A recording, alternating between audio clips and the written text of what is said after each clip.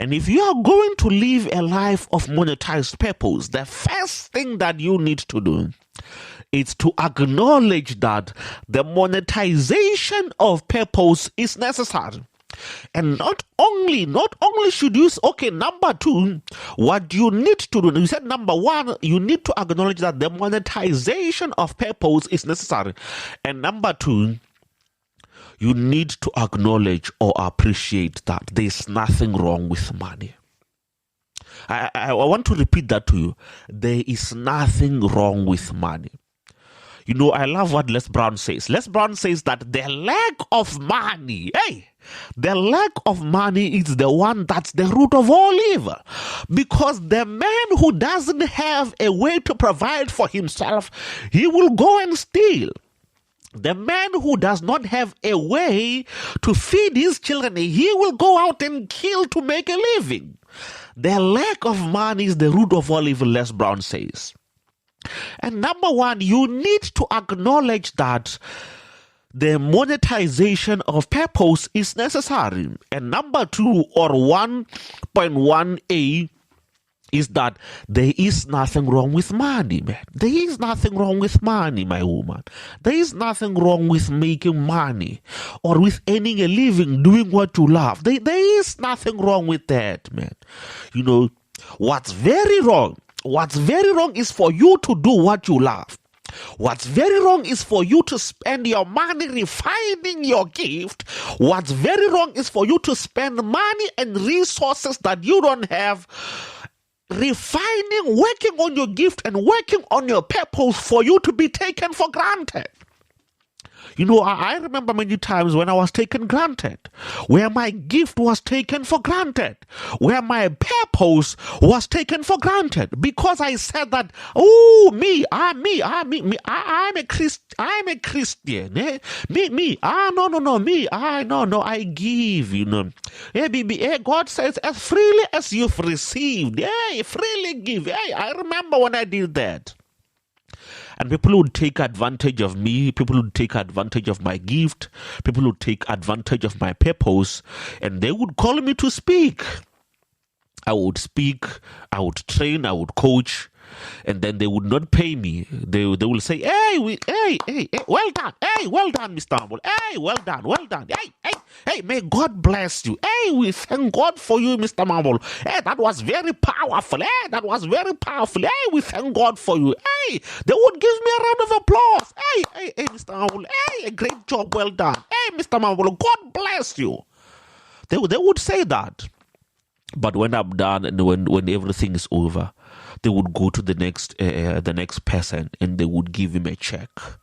They would give him an offering.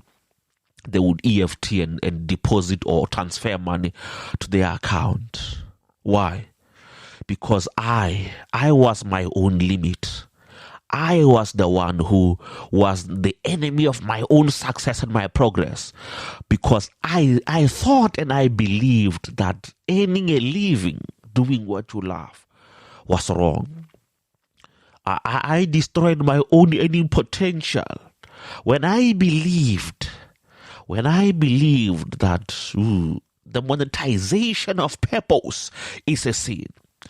That's number two. Number two, you need to get rid of the beliefs you currently have towards money and the monetization of your purpose. Let me repeat that.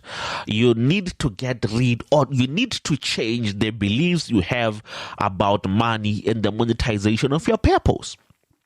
For me, I believed and I was conditioned to believe that making a living with your purpose was seen as freely as you've been given.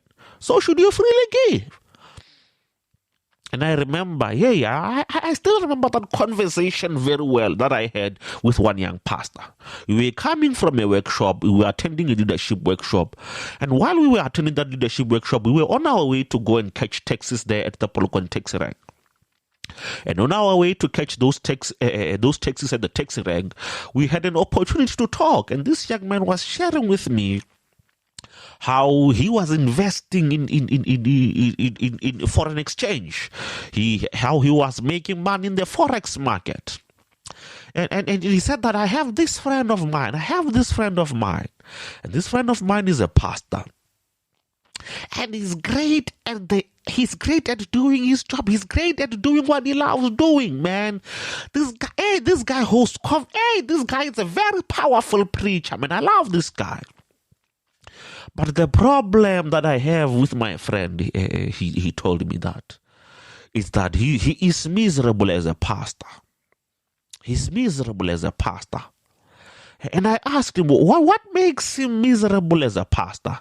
And he shared with me that the pastor whom he submitted under, the pastor who is mentoring him into the ministry, and the pastor whom he's running a branch for, or he's managing a branch for, or another division of the church, or another campus of the church for, would give him an income of $2,000 a month. And from that $2,000 a month, he would need to go to the different branches of the church, go and speak there, go there and do counseling, and go and do all of those things. And maybe the nail to his coffin came one day when there was a conference that the pastor or the overseer of all those churches had a very, very, very big conference, and he invited different kinds of speakers from all walks of life. And after the conference, when the conference was done, that pastor who managed everything, who organized everything, that pastor who made sure that the speakers got to their hotels, who made sure that the speakers were all fed, that very same pastor, he was told, Pastor so-and-so, Hey, we thank God for you, man. Hey, that was very powerful. Hey, the work that you did. Hey, may God bless you. Hey, we thank the Lord for you. Hey, may God richly bless you. Hey, come on. That's what they said to him, and that was his token of appreciation. But to the other speakers which were invited from all walks of life, a check of 70,000 was signed to them. An invoice of 70,000 were received from all those speakers. And he went home. He got home. He could not do the round of applause. That he got from the pastor and everyone at the conference. He could not, with those rounds of applause, go to the shop and buy food for his children.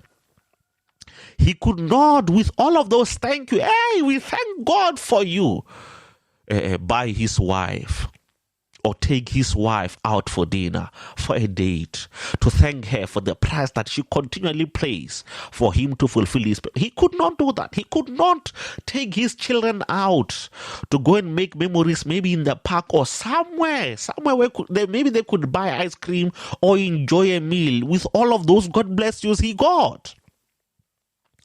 And when he shared with me that, it hit hard. It hit hard because that's what was happening in my life, or what I observed in my life. So number two, if you are going to monetize your purpose, we said number one, you acknowledge. Number two, you need to acknowledge that there's nothing wrong with earning a living with your purpose. There's nothing wrong with money.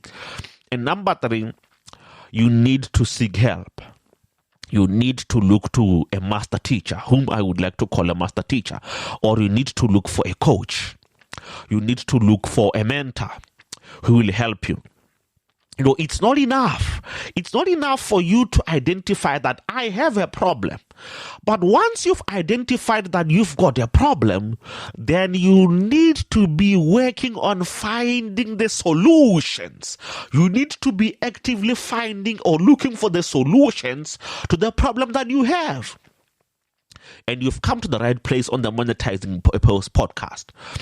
And if you are someone who's saying that, no, Mr. Mabulo, I also want, I want a master teacher, I want a coach, and I want a mentor to help me monetize my purpose, then at the end of the show, I'll leave my contacts, and contact me, email me, or WhatsApp me, and I will enroll you on my coaching program and my mentorship program, where I will help you how to monetize your purpose. We said number two, Seek a mentor or a master teacher or a coach who can help you monetize your purpose.